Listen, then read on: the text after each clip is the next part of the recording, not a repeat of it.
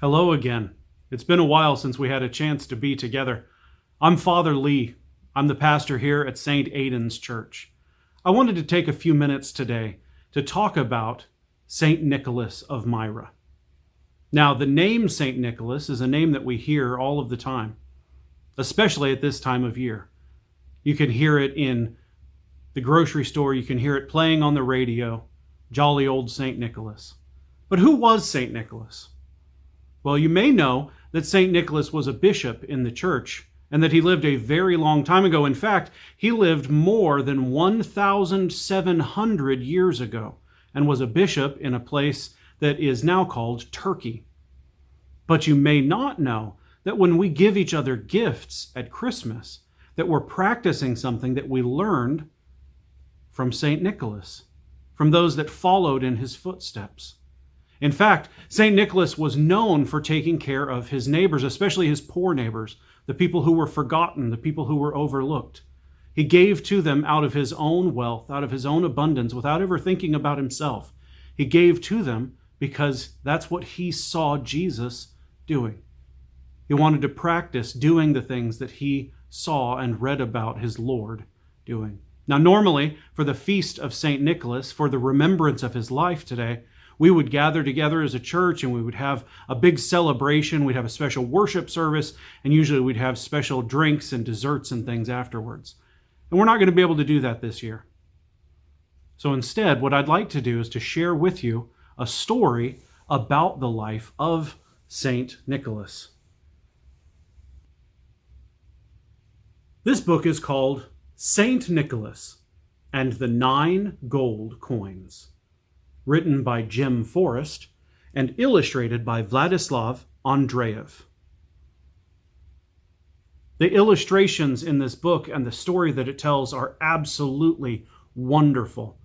I love them so much that I hope that you'll get a copy of this book for yourself. I've included a link in the description of our video today so that you can go directly to the publisher and order your own copy, so that you can read this yourself and spend time learning about the incredible story of Saint Nicholas, the Wonder Worker.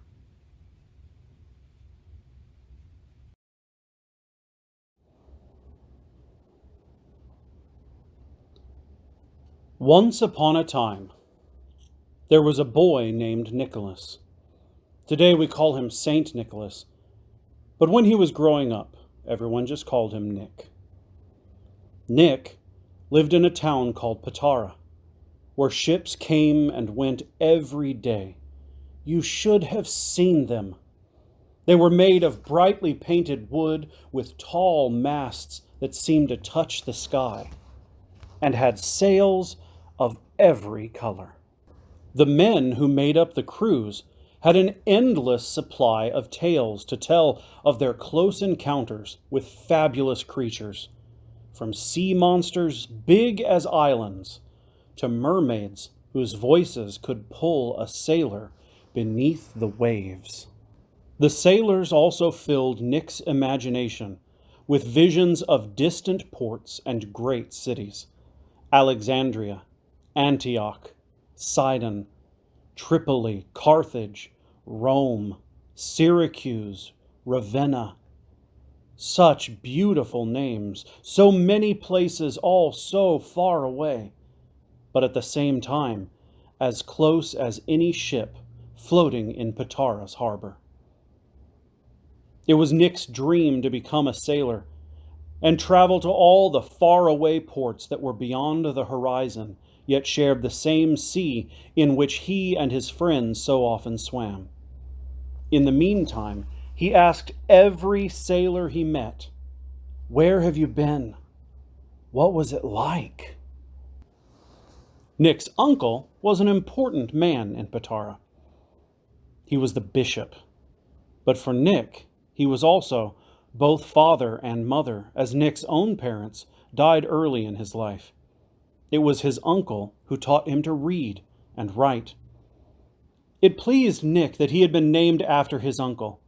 Everyone respected the bishop, not only because he helped each person who came to him in need, but also for his faith and courage. As a young man, Nick's uncle had been beaten and imprisoned just for being a Christian. The two of them often went for walks together. His uncle enjoyed listening to Nick retell stories he had heard from the sailors. He had stories to tell as well, some from the gospel, some from his own experiences as bishop. You don't have to go to sea to have adventures, he told Nick. I promise you, whoever lives according to the gospel will have greater adventures than meeting sea monsters or hearing mermaids sing. For Nick, just being with his uncle was an adventure and an education. Nearly every day his uncle found time to visit the sick. Nick was often at his side during these visits. It's a never-ending journey getting to know people, said Nick's uncle.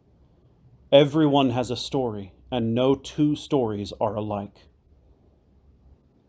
Nick thought of Mark, a neighbor who had lost a leg in an accident on board ship. His uncle not only changed Mark's bandages day after day, but also changed Mark's mind. After his accident, Mark wanted to die. My life is over, he said. There's nothing for me to do. But Nick's uncle found a job for Mark mending nets, which helped Mark to want to stay alive. Restoring hope can be a resurrection, his uncle told him.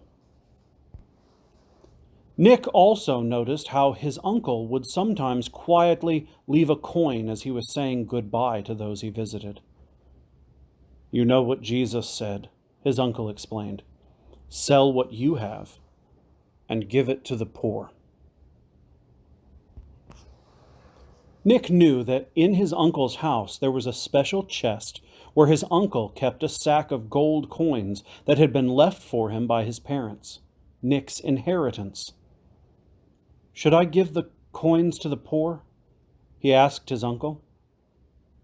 It's good that you think about these things, his uncle replied, but you're too young to make such decisions. By the time Nick was 14, he still had his dream of being a sailor, but he also pondered the example of his uncle's life. Perhaps the voyages God wanted him to take in life weren't by ship to distant ports, but to people nearby. One evening, when Nick was walking past a neighbor's front door, he heard a woman weeping.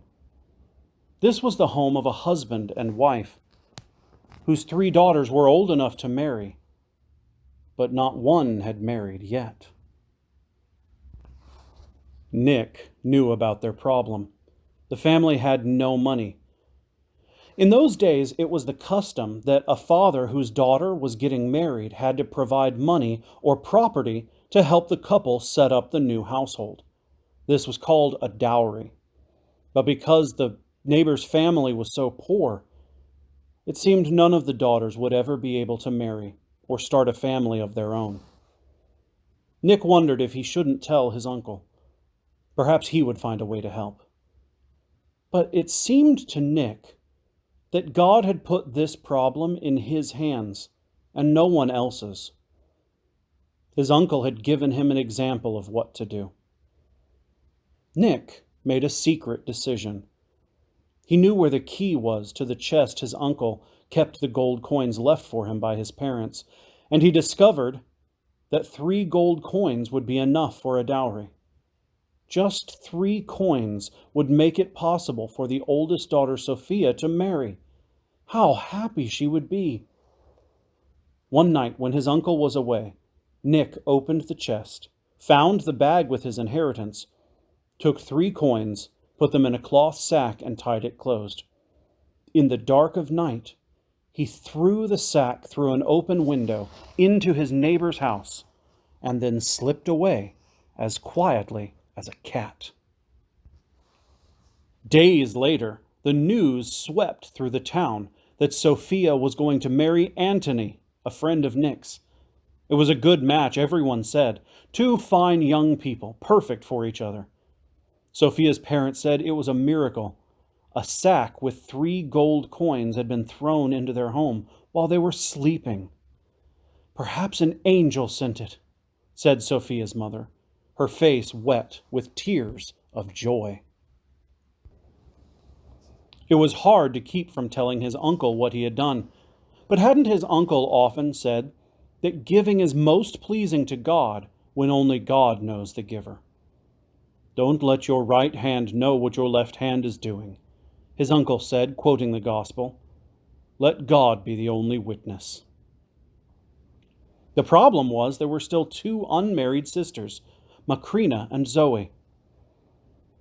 It had been easy giving 3 coins, but 6 more gold coins would mean very little of his inheritance would remain safely locked up in the chest. It took 3 months, but at last Nick found the courage to throw a second sack with 3 coins into his neighbor's house. Not long afterward, Macrina married Paul, and still no one knew where the money had come from. There was still Zoe, the youngest daughter. Must Nick help her as well? Hadn't he done enough? Shouldn't he keep the money left in the chest for his own future needs? One day he happened to see Zoe walking home from the market and noticed the sadness in her eyes. What right had he to worry about his own future when Zoe's needs were here and now? Hadn't Jesus said, "Don't worry about tomorrow"? That night, Nick took 3 more coins from his chest. With only the light of the moon to guide him, Nick tossed the last sack through the window. But this time, someone spotted him. Zoe's father had been waiting in the shadows. "Oh, so it's you, Nick," he said. "But how is this possible? You're so young that a boy should care so much about our troubles. It's a miracle." "I'm only following my uncle's example," whispered Nick. "Please, don't tell anyone." Zoe's father promised not to tell.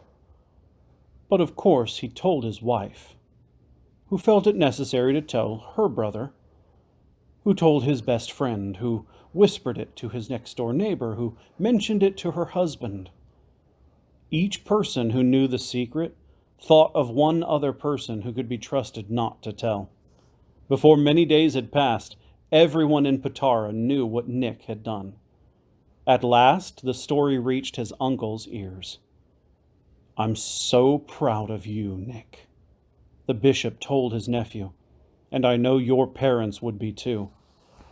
You cared more about your neighbor than yourself."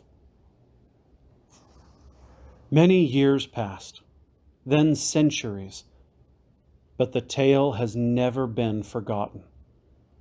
The story of Nicholas, who wanted to be a sailor, but who became Saint Nicholas, Bishop of Myra, a great wonder worker, who, when he was only a boy, gave away 9 gold coins.